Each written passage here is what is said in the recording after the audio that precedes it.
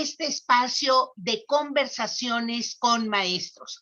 A nombre de Coparmex y de todos nuestros patrocinadores, les damos la más cordial bienvenida a esta conversación. Y hoy vamos a tener una conversación muy especial. Vamos a tener una conversación que nos permita profundizar sobre un tema que a lo mejor hemos reparado poco, hemos observado poco, para lo cual tenemos dos compañeras maestras que nos van a platicar alguna breve experiencia y van a formular sus preguntas que pueden surgir desde el aula, y a una experta, a la doctora Ángela Kohler, que nos va a hablar del tema de escribir nuestras historias cambia realidades. Y para comenzar, a mí me gustaría platicarles una experiencia personal sobre esto de escribir historias y cómo una breve escritura a través de fotografías verdaderamente me transformó. Fíjense que en alguna ocasión, ¿no? Teniendo contacto con una maravillosa terapeuta, le platicaba yo algunas cosas y me dijo, oye, ¿qué tal que te veo una próxima vez y me vas a traer 4 fotografías tuyas entre los 3 y los 10 años?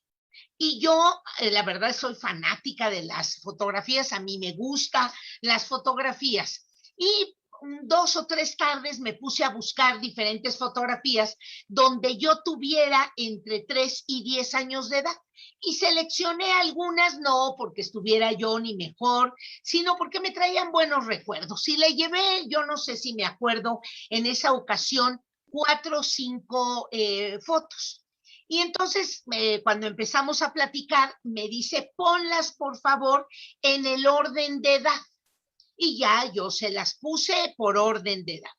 Y me dice, oye, ¿qué ves? Ah, pues me veo a mí. Oye, pero a ver, cuéntame, platícame. ¿Cómo estás vestida? ¿De dónde sacaste esos vestidos? Oye, ese peinado. Oye, cuéntame por qué traes esas cosas en tu puño. Y me fue llevando un poco a reflexionar sobre las fotografías. Y en cada una de las respuestas yo daba con un tema que se relacionaba con mi madre, y que me di cuenta de que una labor muy importante de mi mamá había sido el hecho de alimentarnos, de vestirnos, de mandarnos a la escuela, de proveernos pues aquel cuadernito que necesitábamos, etcétera.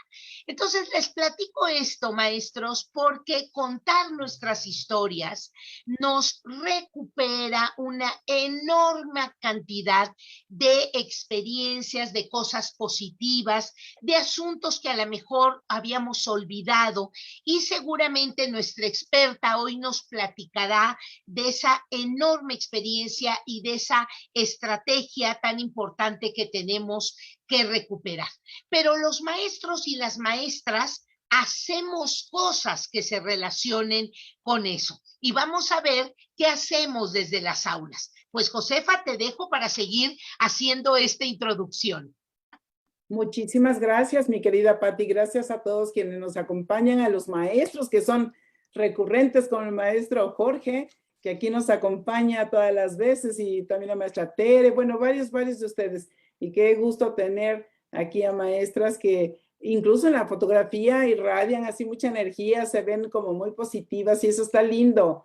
O sea, como que invitan a estar aquí. Y van a ver qué bien la vamos a pasar con nuestra querida Ángela Kohler, que es una mujer que también contagia muchísima energía y que está el día de hoy para conversar con nosotros acerca de la importancia de reescribir nuestra historia, cómo desde ahí se sana.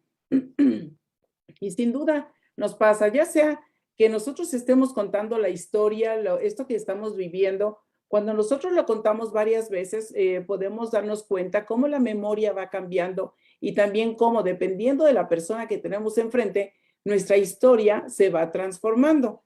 Incluso va dejando de tener sentido, va dejando de tener sufrimiento, porque a medida que la vamos platicando, bueno, cambia. pero hay personas que sí, que cada vez que la cuentan sufren más y más y más, ¿no? Porque también eso es cierto, en algunos casos así pasa. Y solamente es cuestión de ayudarles a darnos cuenta que es historia, que no es presente, que nosotros ya somos otros. Nosotros sin duda éramos unos antes de la pandemia, estamos transformándonos durante este periodo y seguramente vamos a ser otro tipo de personas cuando esto pase.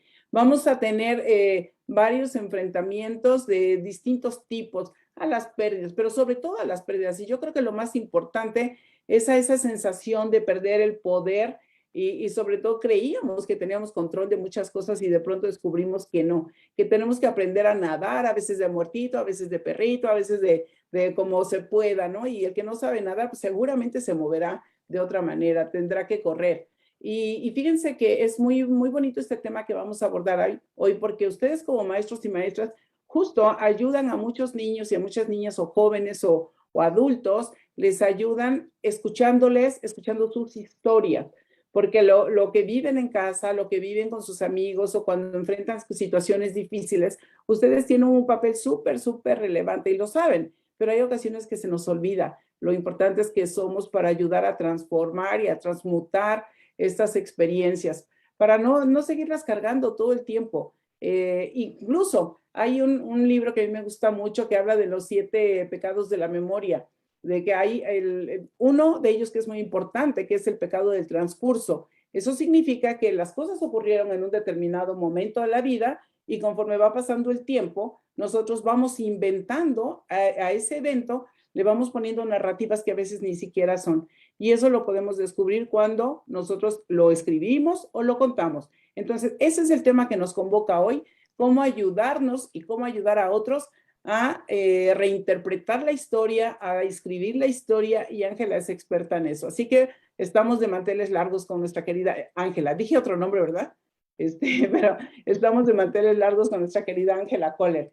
Así que adelante, Pati, empezamos con nuestras queridas maestras invitadas.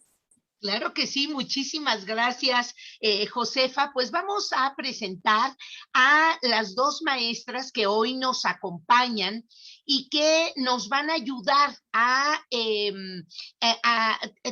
compartir algunas de las experiencias que ellas han podido realizar en sus aulas. Como tú decías, Josefa, seguramente las conversaciones que ellas han tenido, los momentos que han compartido con sus alumnos han sido vitales y queremos saber cómo platican ellas con sus alumnos, qué les cuentan sus alumnos, qué hacen ellas cuando hay alguna historia que a veces nos ponen aprietos. Los maestros a veces nos enteramos de situaciones que nuestros niños, nuestras niñas, nuestros estudiantes viven y que de repente pues no sabemos cómo enfrentar a lo mejor esa tristeza o ese enojo que nuestro chiquillo trae o una situación que el niño no puede entender porque va más allá de lo que el niño puede comprender, y cómo los maestros, como tú lo decías, Josefa, juegan este papel de acoger esas historias y a lo mejor de tratar de hacer que nuestros estudiantes la aprovechen de forma positiva. Pues tenemos en primer lugar a la maestra Lourdes Angélica Carrillo. Maestra Lourdes Carrillo, qué gusto tenerla por aquí.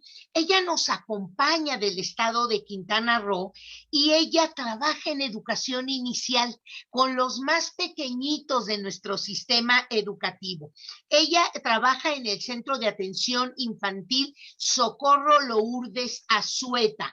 Bienvenida, maestra, y nos gustaría escuchar en primer momento, viendo un poco el marco en el que nos vamos a mover en este conversatorio, digamos brevemente contarnos con estos pequeñitos qué hace usted, alguna experiencia que tenga que quiera compartir con los compañeros y que haya sido como muy, muy acertada, muy asertiva, y después formularle una o dos preguntas a nuestra experta. Le dejamos la voz, maestra Lourdes. Gracias, buenas tardes.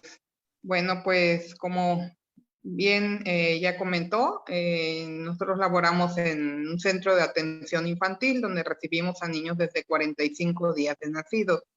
Entonces, pues prácticamente aquí no es que los niños nos cuenten o nos narren sus historias, sino que nosotros ayudamos a los padres de familia a escribir estas historias.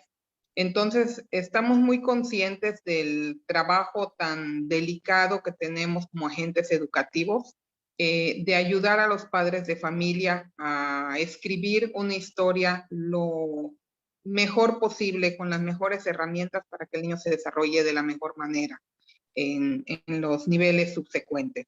Y pues ahora sí que al leer el título de este conversatorio me vino a la mente una actividad que muy comúnmente hacemos en educación inicial, que es pedirle a los padres de familia que escriban la historia de vida de sus pequeños. Normalmente la hacen, pues, cada quien le pone de su creatividad, a veces de esa manera de cuento, de narrativa, con imágenes, con fotografías, y cada familia nos da a conocer cómo ha sido la vida desde antes de que el niño naciera hasta la corta edad que tenga. Y ha sido una actividad que ha rendido muy buenos frutos, porque ahí casi siempre nos ha servido como para iniciar un diagnóstico. Y es muy útil porque pues con esa aparente tan sencilla actividad nos podemos dar cuenta de cuáles son los antecedentes familiares del niño, si fue un niño planeado, deseado, cuál es la situación de la madre, que a veces es madre soltera, o si existe la pareja. Bueno, en esa actividad nos podemos dar cuenta de cuál es el entorno de los pequeños. Y de esa manera, de ahí podemos partir para planear las actividades que vamos a ir realizando posteriormente con los niños. También sabemos que la comunicación en educación inicial con la familia es sumamente importante, indispensable, porque es donde logramos a veces cambiar estas historias. Trabajamos en crianza compartida con estas familias y logramos desarrollar acciones pedagógicas encaminadas a las prácticas del sostenimiento afectivo, del desarrollo de las experiencias artísticas y la exploración e investigación del mundo y de la lectura. Y pues con esto nos podemos dar cuenta y percatar de que es una gran oportunidad para mejorar estas historias de vida. En ocasiones los padres de familia nos dan la apertura y la confianza para poder entrar un poquito más adentro de sus familias y poder hacer un trabajo en colegiado con el equipo técnico que tenemos en el Centro de Atención Infantil. Entonces, pues de esta manera podemos ayudar a las familias. Y otra situación también que se da es los propios antecedentes de vida de nosotros mismos como agentes educativos, que también es muy importante, porque a fin de cuentas, pues nuestro presente es el resultado de nuestro pasado, de nuestra propia historia. Entonces también es muy importante poder trabajar en nuestras emociones y sanar al niño que llevamos dentro, al niño interior. Y pues yo creo y considero que debería de ser parte de nuestra formación como docente, porque pues es muy importante tener un psiquismo sano para poder apoyar a nuestros pequeños y a sus familias. Y pues ahora sí que la pregunta que tengo a nuestra experta es: ¿de qué manera influye la historia de los padres en la construcción de la historia de nuestros niños? Gracias. Al contrario, maestra Lourdes, creo que para los maestros que la están escuchando pueden ya ir imaginando algunas pequeñitas formas de convivencia con actores tan importantes en la vida de nuestros alumnos como son sus propios padres, sus tutores, sus cuidadores. Y también esto que usted nos marca, esta revisión personal que tenemos que hacer, porque con estas herramientas son las con las que nos relacionamos compartamos con los demás. Y bueno, pues ya hay un primer planteamiento a nuestra experta. Maestra Lourdes, muchísimas gracias. Tenemos también a la maestra Dulce Karina Vargas Vázquez. Ella nos acompaña del estado de Tamaulipas. Bienvenida, maestra. Ella trabaja en el nivel educativo de primaria y trabaja en la escuela primaria Ignacio Allende, una escuela pública, y quisiéramos escuchar, maestra Dulce, usted que ha convivido con los niños de primaria, cómo esta historia, cómo lo que ellos le cuentan, cómo esta relación con los papás es tan importante en su quehacer cotidiano. Cuéntenos alguna historia que usted haya vivido y plantéele a nuestra experta una pregunta. Hola, hola, muy buenas tardes. Mucho gusto y muchas gracias por la invitación. Como ya lo comentaron, soy la maestra Dulce Karina Vargas Vázquez. Soy maestra de corazón, orgullosamente de Tampico, Tamaulipas. Así es. Y bueno, actualmente estoy compartiendo con un grupo de sexto grado de primaria con alumnos de entre 11 y 12 años. Y bueno, este tema que estamos tratando el día de hoy es algo muy importante. Escribir nuestra historia cambia realidades. Cuando escuché este tema, se me vino a mí a la mente el decir, ¿y si mejor aprendemos a leer la realidad para escribir nuestra historia? Porque es el momento o lo que vivimos o lo que dejamos pasar hace unos minutos ya viene siendo parte de nuestra historia. Sabemos que la historia, bueno, es la narración de los sucesos del pasado, pero yo lo considero más como el recuento de nuestra vida. El día de ayer que iniciamos clases con mis alumnos, comenzábamos a presentarnos. ¿Cuál es tu nombre? Compárteme tu pasatiempo favorito. ¿Cuál es tu talento? Y les decía, cuéntame una anécdota, algo que tú me quieras platicar. Y a mí me parecía muy curioso porque decía, no, pues yo soy Luis Arteaga, mi pasatiempo es jugar fútbol, mi talento, bueno, pues es hacer dominadas. Anécdota, no tengo. Y yo me quedaba así, ¿cómo que anécdota no tienes? Y ya les empiezo yo a platicar. Le digo, fíjate, te voy a platicar una anécdota. Las clases las tomamos a las 12 del mediodía. Le digo, fíjate, te voy a platicar algo. Cuando estaba haciendo mi almuerzo, ¿qué crees? Se quemó mi quesadilla. Le digo, bueno, eso es una anécdota, algo que a ti te pasa y que tú lo vas guardando como un recuerdo, y eso viene siendo parte de tu historia.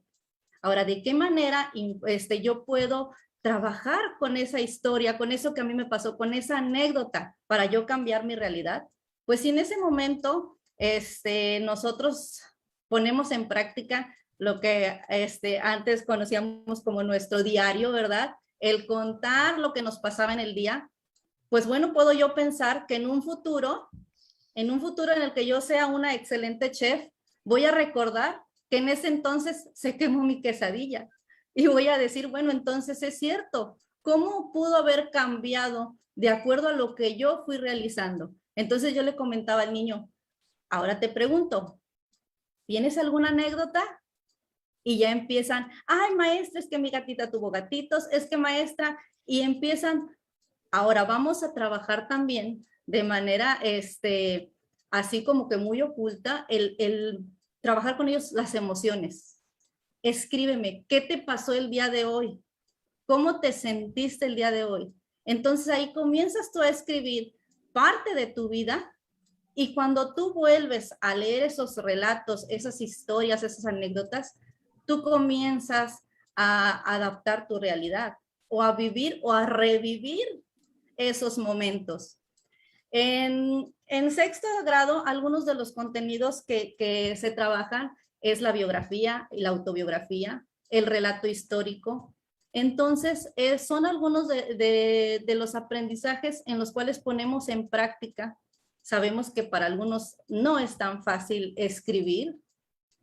Entonces, cuando ellos se sientan, experimentan, su primer borrador le falta texto, pero acércate, pregúntale a tu mamá, pregúntale a tu papá, y empieza toda la familia a revivir, a recordar Entonces, esa es una manera en la que los niños de sexto año, y bueno, todo el nivel primaria, ellos pueden redactar lo que son sus historias y así darse cuenta qué es lo que ellos van viviendo.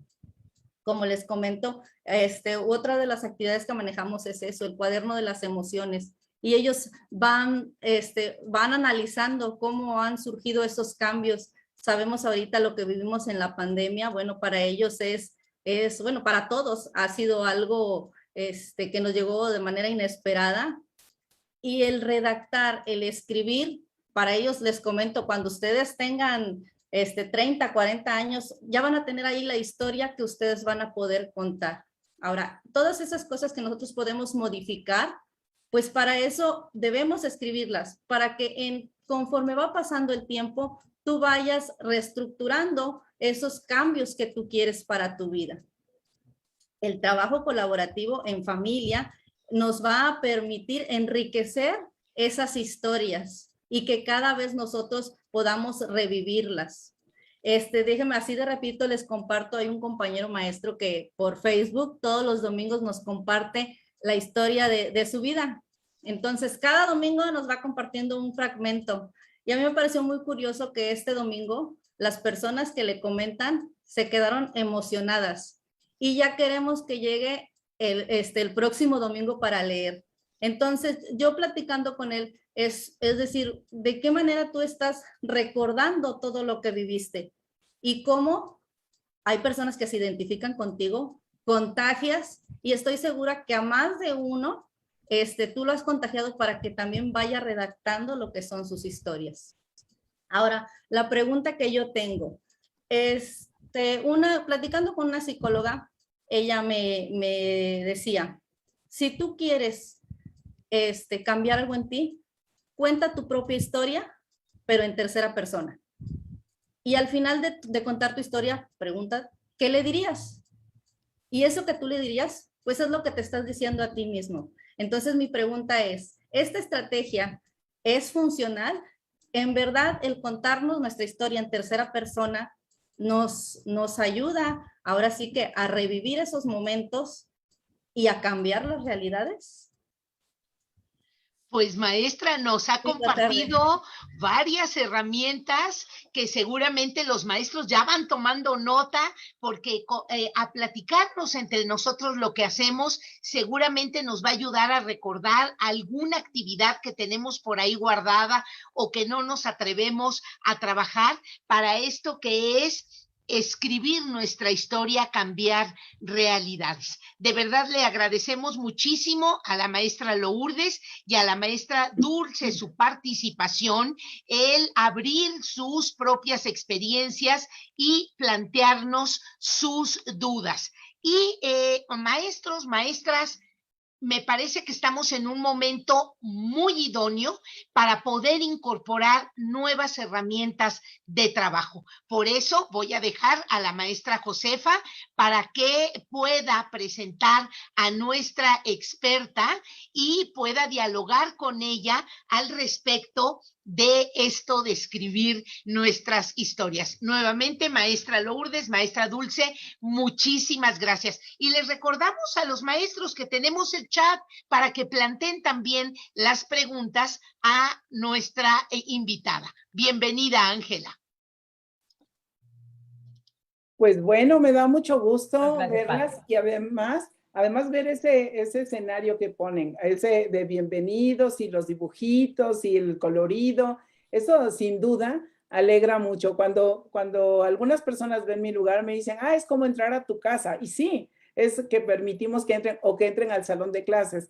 La semana pasada recuerdo que una de las maestras decía que para darle la bienvenida a sus alumnos, que era la primera vez que iban a jardín de niños, o los que entraban a primaria, fue a tomar un video de su salón y se los compartió para que vieran su lugar, en el momento que pasara la pandemia, a dónde iban a llegar. Eso me pareció genial. Yo creo que la creatividad y el deseo de hacer muy acogedora la experiencia del aprendizaje, de la educación, sin duda depende mucho de ustedes y hay muchas cosas que nos comparten. En esta época me parece que va a ser de muchos escritores. porque por donde quiera se están hablando de las historias. Estamos en la moda de los videos, narrando historias, contando alguien que cambió la vida, alguien que decidió lanzarse a hacer otra cosa. Entonces estamos en una etapa de compartir. Y creo que hacía falta. A veces hay que agradecer a la pandemia porque nos ha permitido conocer a muchas personas. Yo, por ejemplo, a Norvis, que está aquí con nosotros, que ya estuvo en el programa, que a la doctora Ángela Kohler, la conocí justo en este periodo. Y de pronto nos damos cuenta que gracias al mundo digital, a las redes, nosotros podemos conocer gente hoy de otros países. La geografía se convirtió en historia, justamente. Ahora nosotros podemos contar la geografía como algo del pasado, porque ya la geografía, los límites geográficos creo que ya se perdieron gracias a estas redes.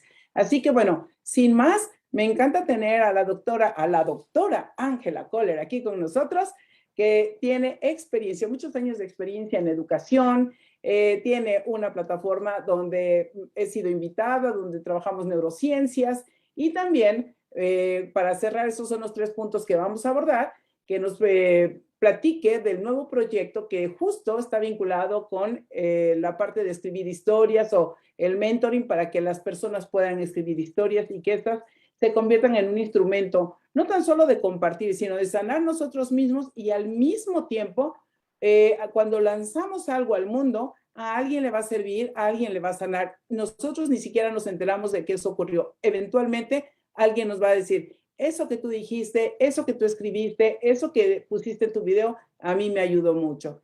Y llegará o no, pero sabemos que lo estamos haciendo de corazón. Así que, pues, sin más, mi querida Ángela Kohler, lo primero es que nos cuentes de tu historia en la educación, porque es ahí donde ella tiene una larga trayectoria. Adelante. Gracias a ti, Josefa, gracias a Pati, gracias también a los maestros y maestras que están en este espacio.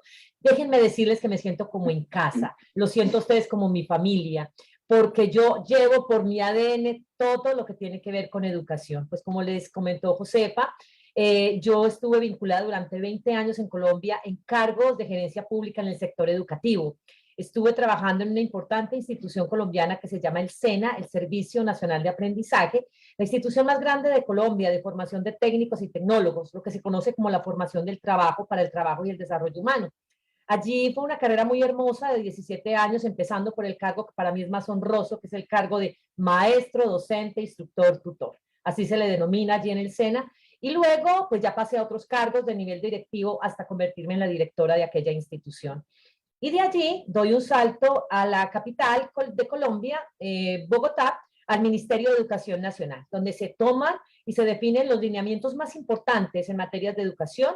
Yo estaba adscrita al Viceministerio de Educación Preescolar, Básica y Media, y varias veces estuve encargada también como viceministra. Así que todo lo que toque con el tema de educación es algo que a mí me apasiona profundamente.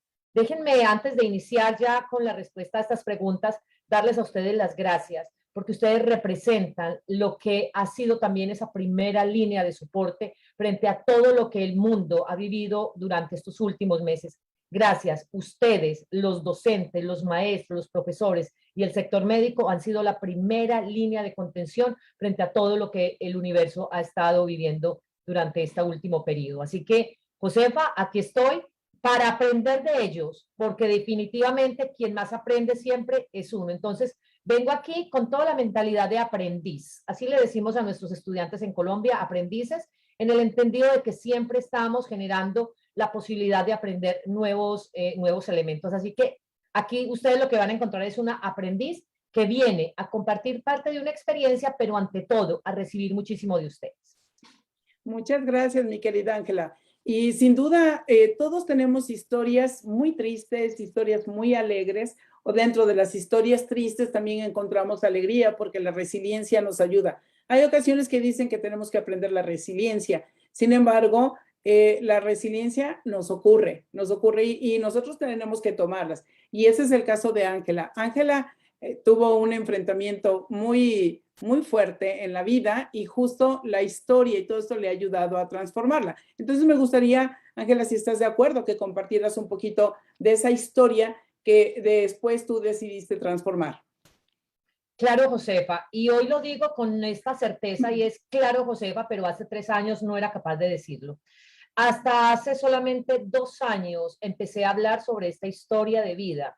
Así que, por favor, me encantaría que conozcan que durante 32 años, de alguna manera, callé y retuve lo que pasó aquella noche del 15 de diciembre de 1988, cuando estaba en compañía de mi madre y mi hermano de 14 años, y entra una persona violenta y asesina a mi madre frente a nosotros.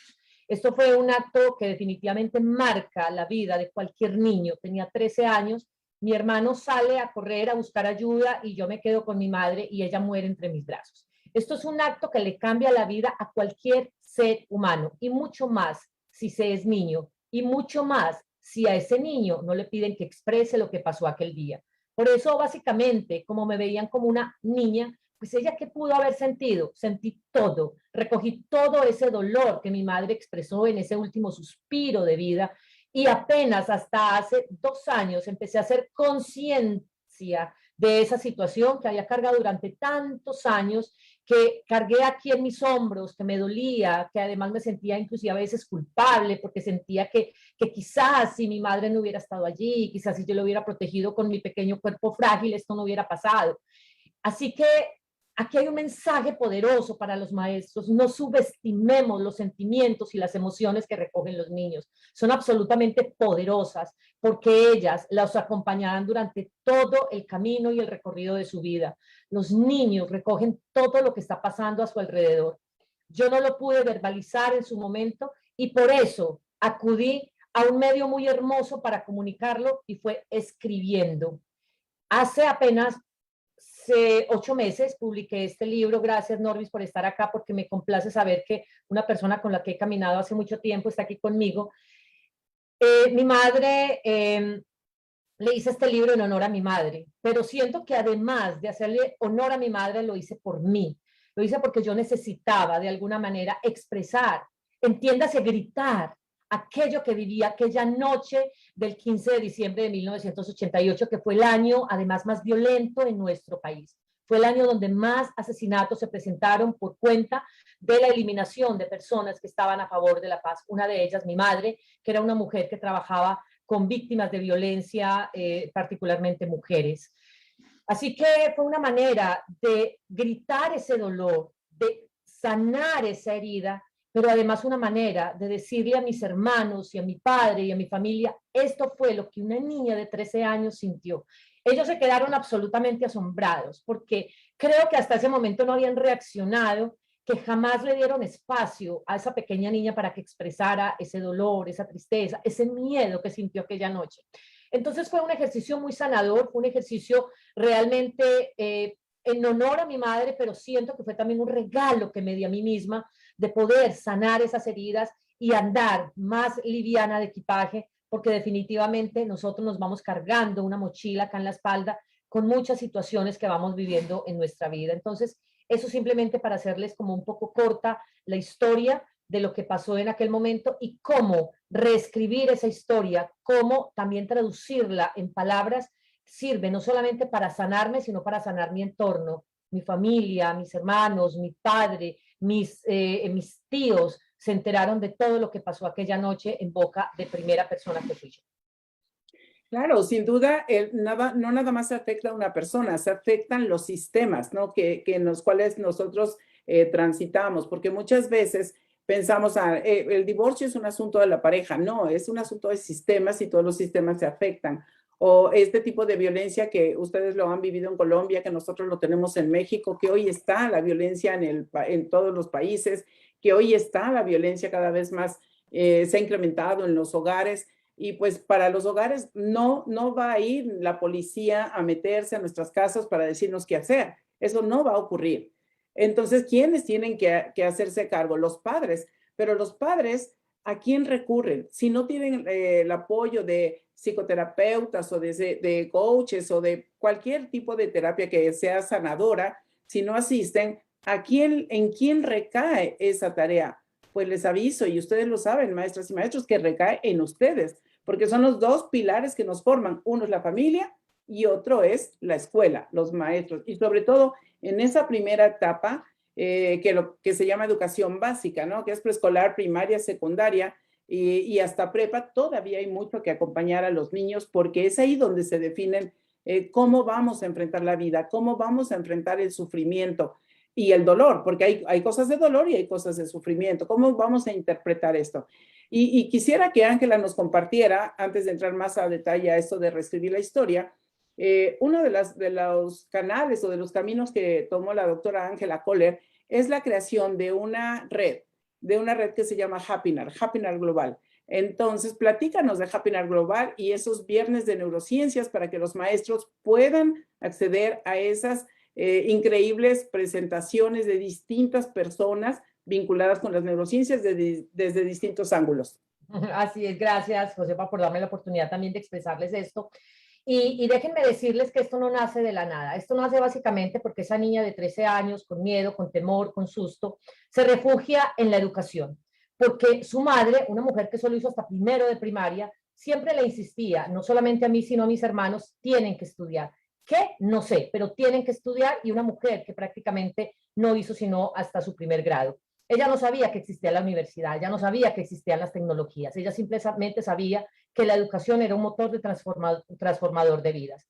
Fue así como me formé como psicóloga, ahí empiezo a trabajar en el SENA 17 años, luego en el Ministerio de Educación 3 años, y allí hago un alto en el camino. Yo iba en una carrera, entre comillas, muy exitosa, muy de ascenso, muy de ese servicio público, de etiquetas, de rangos, de cargos, digamos, donde había como lo que la sociedad hoy determina como el éxito, como esa mujer exitosa. Y saben que yo no me sentía así, yo no me sentía exitosa porque yo hasta ese momento todavía seguía cargando con ese dolor, con ese miedo, con ese sufrimiento y con esa culpa que me generó estar presente en el asesinato de mi madre.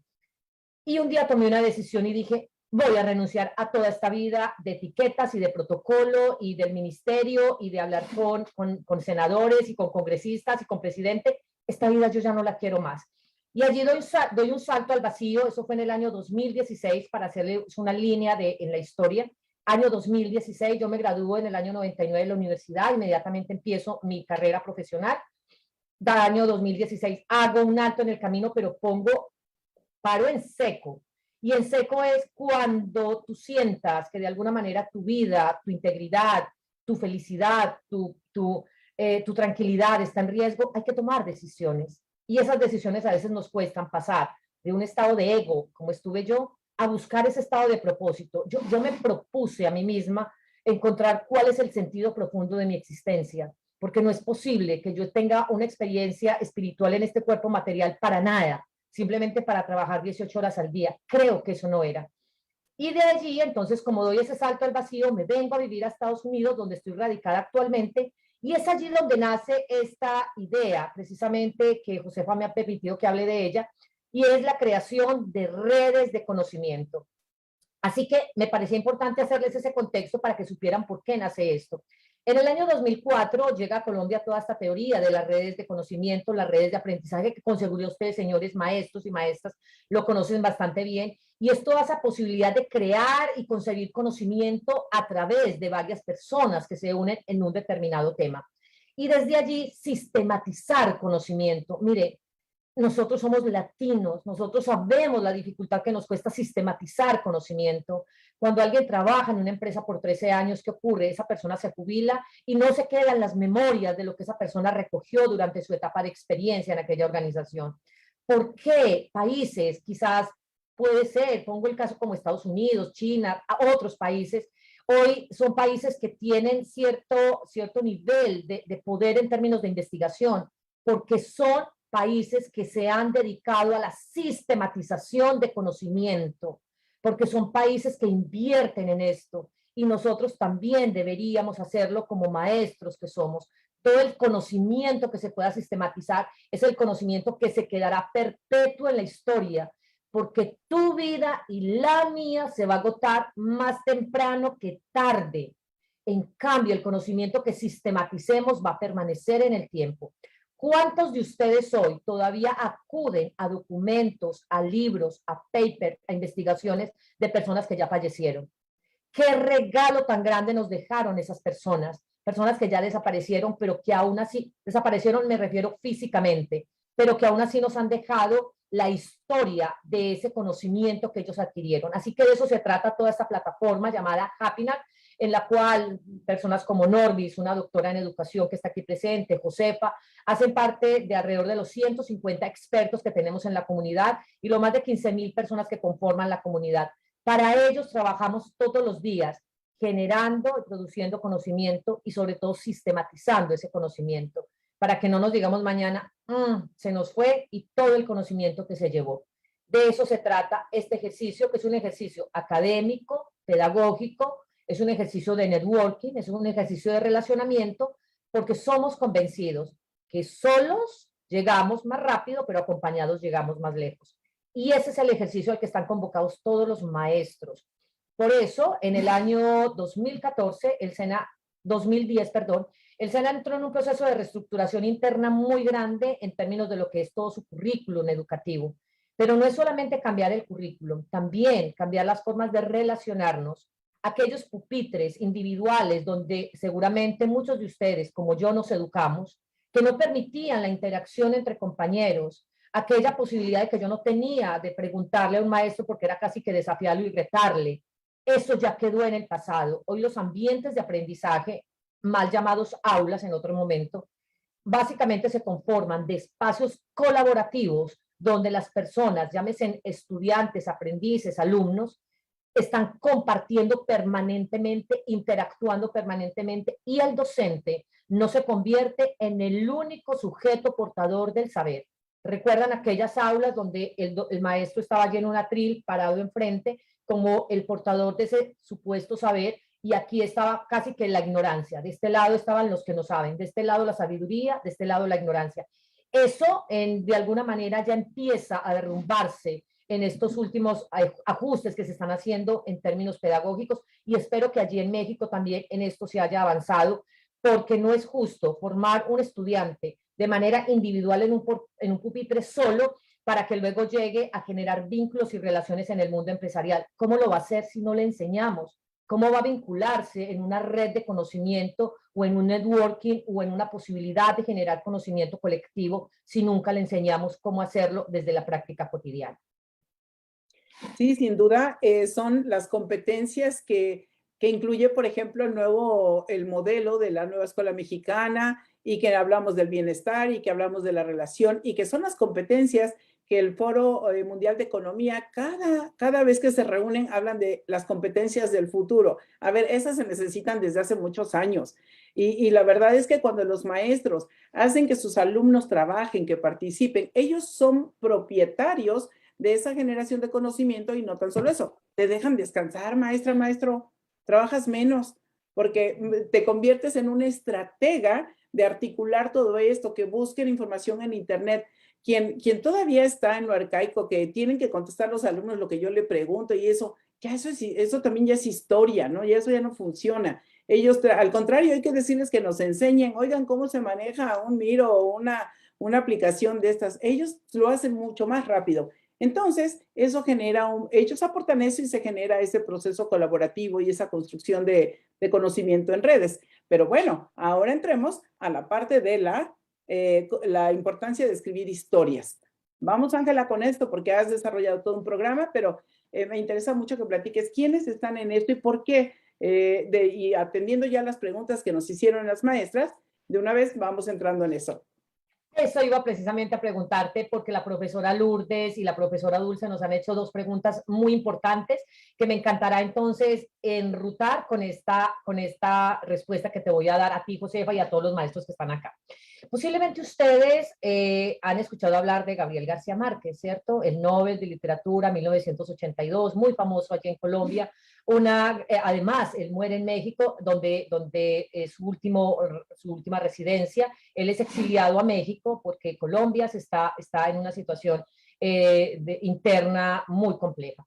Pero ¿qué quiero retomar de Gabriel García Márquez para que nos quede en esta noche y para recordarles esto en el marco de esta conversación que estamos teniendo tan interesante de reescribir nuestra historia? ¿Saben qué decía Gabriel García Márquez? La historia no es lo que uno vivió, sino lo que uno recuerda y cómo la recuerda para contarla. Entonces, mire que no es necesario que una cierta situación se haya presentado en la vida para que tú luego tengas una recordación de esa historia. Verbigracia. Mi hermano y yo estábamos en el mismo lugar de los hechos cuando nuestra madre fue asesinada. Y él tiene unos recuerdos y lo recuerda de una manera y yo tengo unos recuerdos y lo recuerdo de otra manera. Entonces, aquí el mensaje central de todo esto es, no es tanto lo que nos pasa, sino la interpretación que hacemos de aquello que nos sucede. Y ahí viene un ejercicio muy importante de maestras y maestros que nunca, nunca, por favor, disminuyan la versión de un estudiante. Nunca lo cataloguen como de poco o mucho. Cuando un estudiante les dice, maestra, maestro, me pasó esto, por favor, ustedes tengan lo que yo llamo, más allá de la empatía, que se llama la compasión, que es un término que me gusta mucho utilizar, tienen que valorar esto, porque no es lo que usted vio como maestra y maestro, es lo que ese niño interpretó. Por lo tanto, nunca subvaloren lo que un niño les está diciendo. Aquí entonces encajo con lo que se denominan esas 5 heridas de infancia, que es desde el ejercicio donde nosotros trabajamos todo esto que tiene que ver con la sanación de nuestro niño interior. Esas 5 heridas de infancia son la herida de rechazo, la herida de abandono, la herida de humillación, la herida de traición y la herida de injusticia. Y es fundamental que todos los maestros, particularmente aquellos que están atendiendo primera infancia, párvulos o cual sea el nombre que se le determine allí, es decir, los niños desde los 0 hasta los 13 años, tengan en cuenta que esas edades son fundamentales para desarrollar lo que se denominan heridas de infancia. La repito, rechazo, abandono, humillación, traición e injusticia. Y esto no significa que el niño tuvo un momento crítico o un momento límite, como le llamamos los psicólogos, como lo tuvo Ángela Patricio, como lo tuvo cualquiera de ustedes que están acá. Quiere decir que el niño tuvo una interpretación de algo que le pasó en su infancia. El niño puede crecer con una herida de abandono de sus padres, porque simplemente él interpretó que cuando sus padres se iban a trabajar, lo habían abandonado. Y sus padres nunca realmente lo abandonaron. Por eso, la vida no es lo que uno vivió, sino lo que uno recuerda y cómo la recuerda para contarla, aquí trayendo de nuevo a nuestro Nobel Gabriel García Márquez. Por eso, ustedes no intenten, y se los digo que soy pedagoga también porque me formé en mis especialidades y mis maestrías son en pedagogía precisamente, no intenten cambiar la historia del niño, intenten es entender la historia del niño, porque tú puedes ver que esa pared es verde, pero el otro la va a ver azul. Es ese niño está haciendo una interpretación de eso que usted ve en una realidad, el niño ve otra realidad. No intente modificar o ajustar la realidad de ese niño a su realidad, porque la vida no es lo que usted está viendo, la vida es lo que el otro ve y cómo la está interpretando. Cuando uno intenta que ese niño vea lo que yo veo, entonces estoy básicamente tratando de condicionar la historia de ese niño que la ha recogido durante muchos años para llegar a esas conclusiones. Así que aquí me parece interesante para entrar ya a responder las 2 preguntas de la maestra Lourdes y la maestra Dulce, darles este contexto de por qué es importante reconocer que todos los seres humanos tenemos mínimo una de esas 5 heridas de infancia. ¿Y qué tan importante que un maestro, que una maestra conozca, y aunque no sea profesional en la psicología, pero que por lo menos logre identificar cuál será la herida de infancia que acompaña a esta persona, porque desde allí puede brindarle herramientas pedagógicas para su buena formación y su buen entendimiento, y por lo menos usted como maestra y como docente logrará interpretar muchas situaciones que ese niño está presentando, cuando quizás no sale al descanso para interactuar con los otros niños, cuando está teniendo unas malas calificaciones reiteradas, cuando tiene acciones contestatarias contra quienes representan la ley, la autoridad que son ustedes, cuando llega tarde. Todas esas acciones pueden ser interpretadas justamente desde aquello que vivimos en la infancia. Y precisamente aquí entonces quisiera integrarlo, articularlo con la pregunta que nos hace la profesora Lourdes, y es de qué manera influye la historia de nuestros padres en la vida de los niños. Pues yo voy a empezar por responderle a la profesora Lourdes, que además es una pregunta absolutamente pertinente para este diálogo y este conversatorio que estamos teniendo, lo siguiente. Sí influye, pero no lo determina. Y voy a entrar a explicar ese concepto. Sí influye, pero no lo determina. ¿Correcto? ¿Vamos bien hasta aquí? Bien. ¿Por qué lo digo? Porque básicamente la psicología, a través de las investigaciones que ha realizado, particularmente una psicóloga social muy famosa, Sonia Lubomirsky, ella lo que nos dice es que nosotros tenemos, básicamente, estamos condicionados hacia tres grandes referentes que nos guían en nuestra vida. El 50% es genética, es decir, los genes que adquirimos no solamente de nuestros padres, de nuestros ancestros, porque nuestros padres también los adquirieron de sus padres a su vez. El 50% de nuestras actitudes y de nuestro comportamiento se debe a asuntos genéticos, que de hecho, Josefa y los demás, este viernes vamos a traer a una médica genética para que nos hable de esto en el viernes de neurociencia. Es fundamental, porque a veces uno le dice a la persona, pero tú, ¿por qué no puedes ser feliz? Pero sé feliz, simplemente sé feliz. Pues porque hay una carga genética que la predispone o lo predispone, por ejemplo, a episodios de depresión. ¿Me hago entender? Es decir, aquí tenemos que ir mucho más allá del consejito y de la tocadita de hombros. Aquí tenemos que entender que estamos determinados por un asunto genético. El 10% se asocia a las circunstancias vitales. Verbe y gracia a lo que me pasó a mí. Esa es una circunstancia vital. Y lo que les ha pasado seguramente a muchos de ustedes, que se conoce como aquellas experiencias límite. Ese 10%, es decir, se sale de mi alcance, se sale de mis manos. Yo nunca pedí que mi madre fuera asesinada frente a mí. Fueron experiencias vitales o circunstancias vitales, como lo determina la psicóloga social Sonia. Y el 40% a qué creen que se deba. Yo les quiero dejar aquí, Josefa, también para que haya participación aquí de nuestros maestros. Hablamos de un 50% genética, 10% de circunstancias vitales, el otro 40% a qué creen que se deba, profesoras y profesores. Pueden abrir micrófono si quieren, porque esto es un conversatorio ante todo. A las experiencias. Sí. Poco. Las experiencias están un tantito más relacionadas con las circunstancias vitales. Medio ambiente. Va por ahí. El medio ambiente en el que se desenvuelve, el entorno. Está más asociado a circunstancias vitales, es decir, ese 10%. Algo que nosotros hacemos todos los días, todo el tiempo. Se llaman decisiones. Decisiones. 50% genética, 10% circunstancias vitales o experiencias también, y el 40% son libre albedrío, así lo nombra ella. Y el libre albedrío son decisiones que tomamos todos los días. Por eso, efectivamente, profesora Lourdes y los demás, la historia de nuestros padres sí nos influye, pero no nos determina. Por esto lo decía. Precisamente porque yo no puedo, por ejemplo, Ángela podría haberse quedado sumida en ese dolor por la muerte de su madre y quizás haberse convertido no en la mujer que soy, quizás una drogadicta, quizás una mujer dedicada a otros asuntos de prostitución.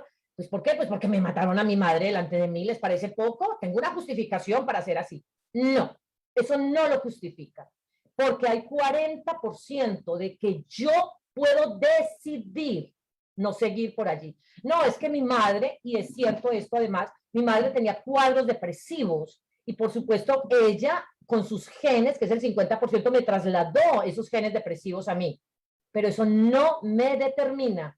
Yo también puedo tomar esa decisión a partir de ese libre albedrío que tengo. Y esto nos sirve precisamente para aquellas personas que seguramente nos andamos justificando en la vida por lo que nos pasó en nuestra historia.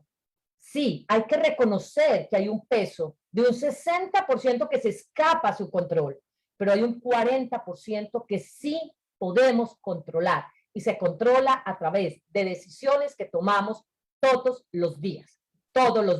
Y aquí me gustaría también, para complementar esta respuesta a la profesora Lourdes, que espero que haya sido de su agrado y que para los demás también, Recordar, no sé si, por supuesto, creo que todos los que estamos acá conocemos a Steve Jobs, el creador de Apple. Él dio un discurso muy famoso y me encantará que lo vean, lo busquen allí en YouTube, que es el famoso discurso de grado en la unidad de Stanford. En ese discurso de grado, él hablaba de unir o conectar los puntos.